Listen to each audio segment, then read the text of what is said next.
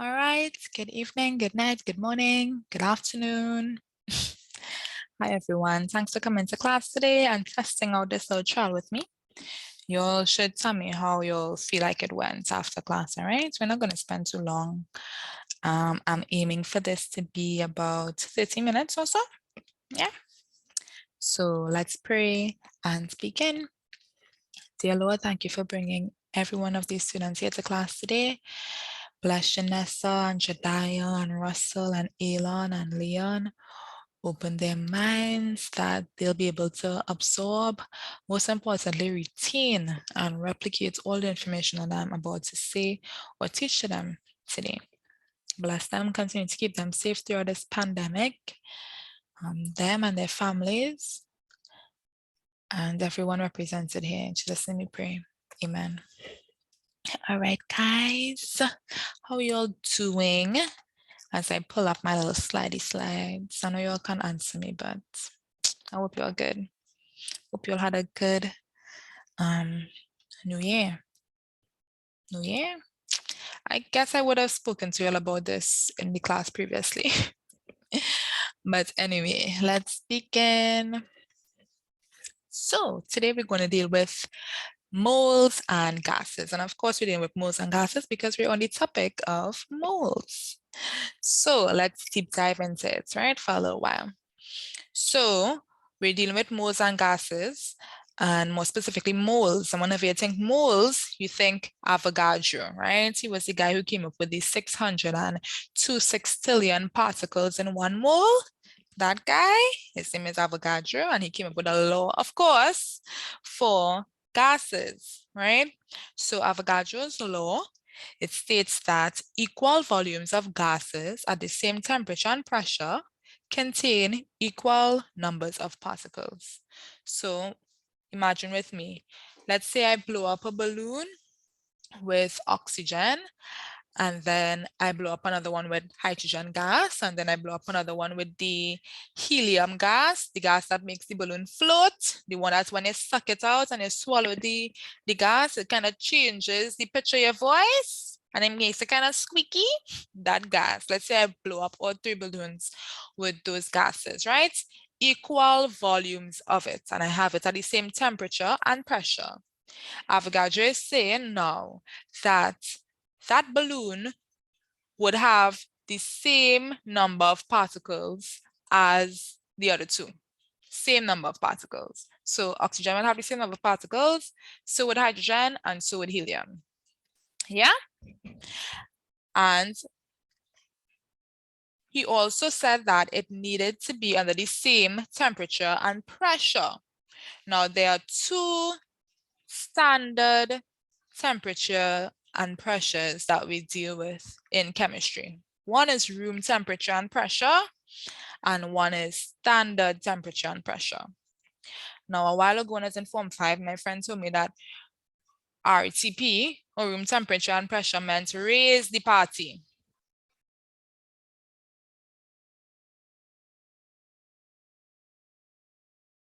And STP, at standard temperature and pressure, it meant shrink the party. So I always remember that raise the party was higher than shrink the party. So raise the party was 24 dm cube and shrink the party was 22.4 dm cube.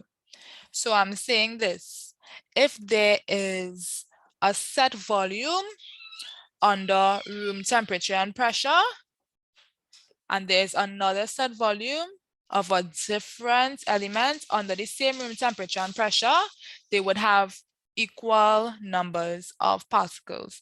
And it does the same thing at standard temperature and pressure as well. So let's skip to slide 3 here so that I can further explain. So it says 1 mole of any gas has a volume of 24 dm cube or 24,000 cm cube at RTP, right? And that same 1 mole of any gas has 22.4 dm cube or 22,400 cm cube at STP. This volume is called molar volume of gas. So just to explain a bit further, if I have 1 mole of gas, it has a volume of 24 dm cube under RTP. And if I have a mole of gas under STP, it has a volume of 22.4 dm cube. So what do we know now about volume and temperature? Going on what we just saw to be Avogadro's law, we can now say that there is a triangle or a formula based on his law. But let's just go over the ones that we learned first. We saw that there is a formula for the amount of particles and moles. We saw there's a relationship between that, right? Let me just annotate that here. There's a relationship between amount of particles and moles. Oh geez, it's increasingly hard to draw when I'm recording, not sure why. And the relationship we saw was that the number of particles was equal to moles times Avogadro's number. Yeah? Or moles was equal to particles over Avogadro's number. We saw that relationship there. We also saw a relationship between mass and moles, and you could tell me this. What is the relationship between mass and moles? It says that moles is equal to mass in grams over molar mass, yeah? And of course, these triangles are very terrible, but because you all have been revising, you all will know exactly what I'm talking about. So these are the relationships here so far. What we can see is if we have the amount of particles, we could have moles. If we have mass, we could have moles. If we have moles, we could have Avogadro's number. If we have moles, we could have the molecular mass, right? So what we're saying now is that there's another triangle, and it is with moles and temperature. So let's look at it.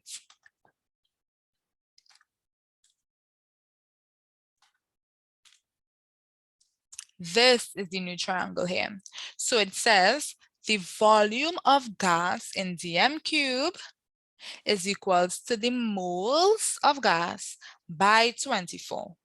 And that's if we're doing with raised party or room temperature and pressure. If we're going with standard temperature and pressure, the other triangle would be the same thing, but we just swap out 24 for 22.4, right? So that is the other triangle. You can pause the video and take this down, have it side by side next to all the other triangles you learned. And we could learn now how to swap them out, right? So let's look at this question here. It says, calculate the volume of 0.5 moles of carbon dioxide at STP.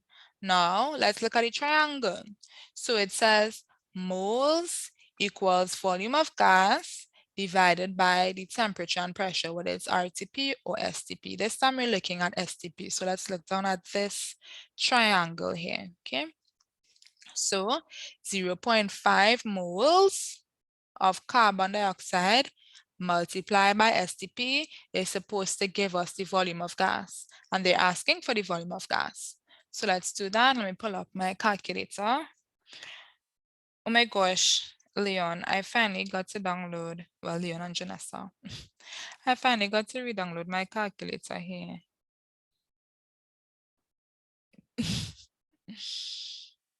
All right, so let's see. Let me draw the triangle for you so you can get a better visual of what I'm doing. What color? Pink. Let me do it on the top here.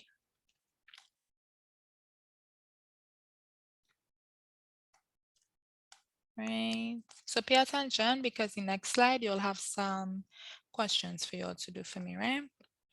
So it says calculate the volume of 0.5 moles of carbon dioxide STP. So this is what we want here, right? We want the volume because this is the triangle. Volume of gas equals moles of gas by 22.4. Or moles of gas equals volume of the gas divided by 22.4. So Let's see, 0.5 moles. Doop, doop, doop, doop, doop. By shrink the party or STP, which is 22. Oopsie. 22.4. Guys, bear with me. I don't know why this thing is so hard to draw with. 0.5 by 22.4. And that is 11.2 dm cube. Because volume of gas is measured in dm cube. Let me try to write that better. Jeez.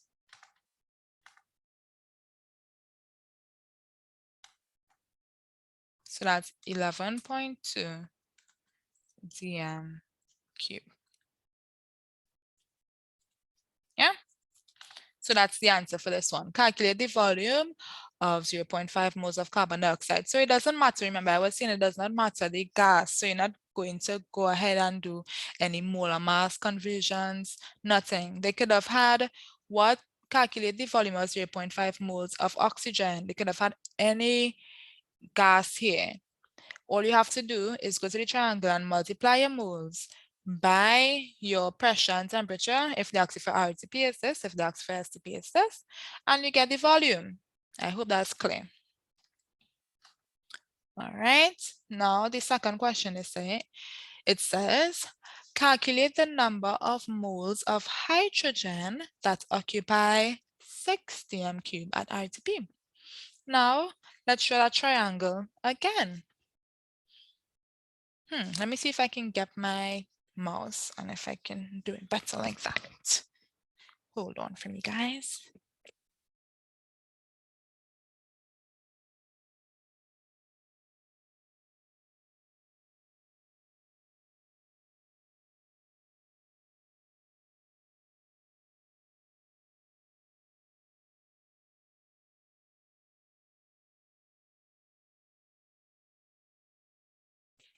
All right, hopefully this is better. So let's draw. Calculate the number of moles of hydrogen that occupy. Oop, this mouse is sensitive.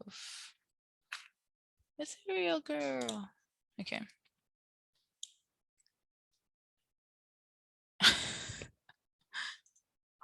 Sorry for the difficulties, guys. Okay, let me try it again. Now this is making much sense now. Mouse too sensitive volume. All right. So calculate the number of moles of hydrogen that occupies 6 dm cube at RTP. Now, some of you would have gone ahead and calculated it already. What you want is moles. You want this thing right here. What did I tell you off on your laptop? That's why I gave me so much beans. That laptop was trash. Anyway, so you have 6 as a volume and it's at RTP. So it's at 24. Now be careful. You need to be mindful of what they're asking you for because it can be RTP or STP. If you make a mistake and calculate that STP, you will get the answer wrong, wrong, wrong. And the chemistry invigilators or people who are making the test, they love to put STP and RTP and see if you can get confused or see if you know what you're talking about. And they love to give you it wrong, wrong, wrong if you don't remember that RTP is 24 and STP is 22.4. So please be mindful of what they're asking you for, right? So they say calculate the number of moles of hydrogen that occupy 6 dm cubes at RTP. So I divide 6 by 24. And what do I get? I get 0.25. Yes?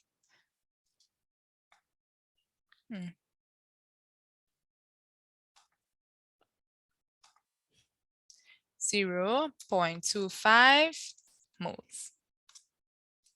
Yeah, or you could put moles. So that's the answer for that. Simple pimple, I think. All right. And now this one is where you have to combine triangles, right? They're asking you how many molecules are there in 5 dm cube of calcium at RTP. Now, this triangle does not deal with molecules. Which triangle do we know that deals with molecules? I'll pause so you can answer me. Well, the answer would be moles equals number of particles over Avogadro's number. That deals with molecules. Okay? So what we would do is we would try to manipulate this triangle first. So it says, how many molecules are there in 5 dm cube of calcium? So first you find the moles, right? Because both of those triangles have moles in common. So you divide 5, or they're asking for RTP. So remember it's 22.4, right? 5 divided by, no, not 22.4. RTP is 24. So 5 divided by 24, that is 0.21.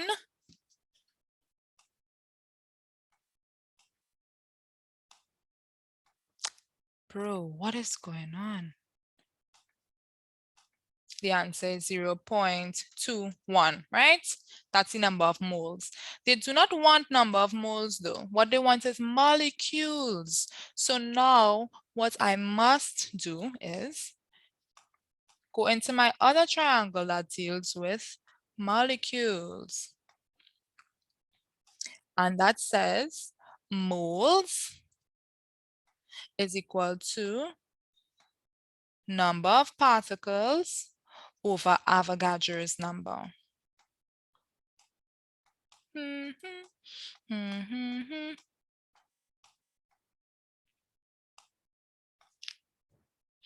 All right, so what we have to do now is multiply the moles, which is 0.21 moles, by Avogadro's number, and we will get the number of molecules or particles. So let me do that now. And when we multiply moles by Avogadro's number, we always put the moles in front. So that's 0.21 moles multiplied by 6.02 by 10. So that's shift log to the 23. And the amount of molecules you will get is text 1.3 by 10 to the 23. That's the number of molecules. Yeah, so pause this video, rewind if you must, or shoot me a little WhatsApp message if you need clarity, but I think this is pretty simple. So that's the answer there. Pause it, rewind it as much as you need to if you need to understand it some more, right? So cool. And that's the basis of moles and gases. You just have a little triangle, manipulate the triangle for whatever they're asking you for, okay? Now let's move on to some questions. Yeah, and here's where we'll stop, okay? So questions. Calculate the number of molecules of oxygen in 0.003 dm cube of oxygen at RTP. You all could do that. What is the volume measured at STP of 16 grams of oxygen? Now, when we're dealing with grams, that's a different triangle altogether. What triangle deals with grams? Well, the triangle that does, it says moles equals mass, which is grams, over molar mass. So you will need to include that triangle in your calculation, all right? Let me do one for you in case you're not. Should I do one? By now you're supposed to be able to do this, but just so that I won't break my own heart, I'll try to do one for you. What is the volume measured at STP of 16 grams of oxygen? Well, first we need to find out how much moles of oxygen there is. And we know that moles equals mass over molar mass. So if I divide the mass over the molar mass of oxygen, I can get the moles. So the molar mass of oxygen is O2. Remember this, right? Oxygen is a diatomic molecule. So the molar mass of oxygen will be 32 and not 16. Why? Because oxygen cannot exist by itself. So it's 16 by 2. So I'm dividing 16 divided by 32 and I'll get 0.5. So there's 0.5 moles here. Now, what volume is measured as STP? What I have to do, I'll go back to the triangle. Remember, I have 0.5 moles, right? No. Right.